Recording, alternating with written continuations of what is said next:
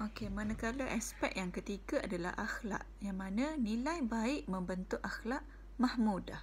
Okey, akhlak Islam berperanan membantu keutuhan organisasi. Maknanya, dalam ajaran ajaran barat tidak menyentuh soal akhlak, tetapi Islam tidak. Islam ada menyentuh tentang perihal akhlak.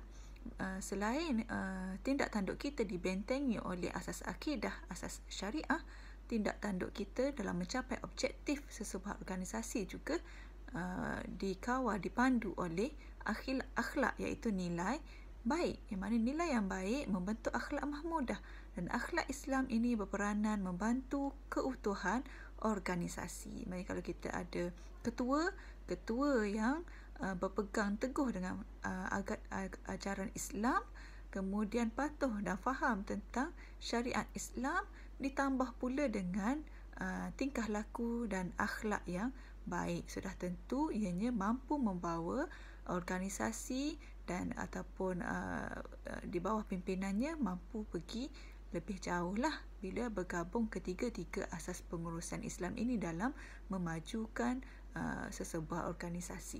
Okey. Kemudian prinsip-prinsip pengurusan Islam. Selain daripada asas, kena beza ya. Yang tadi asas, maknanya satu pengurusan Islam dalam sesebuah organisasi ada 3 asas. Ada 3 asas ni tunjang. Okey. Dalam tindak tanduk, dalam mencapai apa yang telah dirancang, planning tadi, apa yang hendak diuruskan, organizing, kemudian apa yang hendak diarahkan, directing, kemudian apa yang hendak yang C tadi, PODC, what is this? Controlling, apa yang nak dikawal.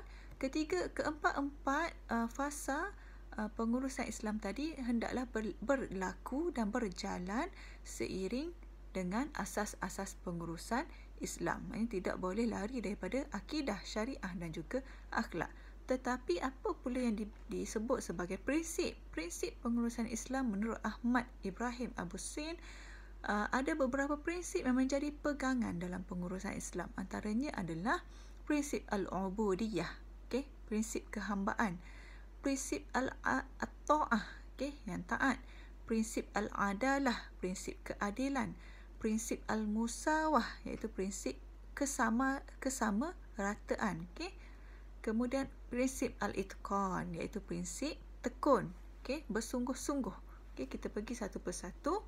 Apa yang dimaksudkan dengan al-adalah? Prinsip keadilan.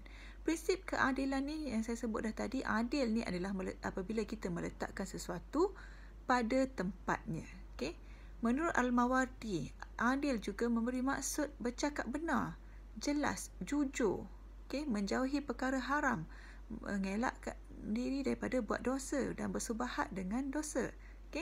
Allah ada berfirman dalam surah An-Nahl ayat 90 yang bermaksud, sesungguhnya Allah menyuruh kamu berlaku adil dan berbuat kebaikan. Jadi keadilan dalam sesebuah organisasi ataupun pengurusan boleh terlaksana kalau dilakukan boleh terlaksana dalam 6 perkara lah. Yang pertama, adil dalam membuat keputusan. Apa-apa keputusan yang hendak dicapai dalam sesebuah organisasi hendaklah berpandukan kepada prinsip adil.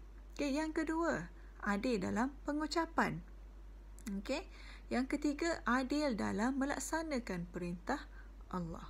Yang keempat, adil dalam timbangan dan ukuran. Ini biasalah, kalau timbang buah-buahan, timbang gandum dan sebagainya, kena adil.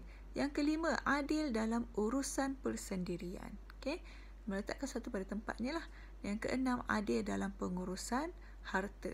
Dalam sesebuah pengurusan yang baik, majikan dan pekerja masing-masing perlu adil dalam melaksanakan segala arahan dan peraturan, selagi mana tidak bertentangan dengan asas yang tadi, iaitu asas tauhid, asas syariat dan juga asas akhlak tadi. Pegangan kepada prinsip ini akan menghasilkan sebuah organisasi yang ditunjangi kepercayaan antara satu sama lain. Itu adalah prinsip al-adalah.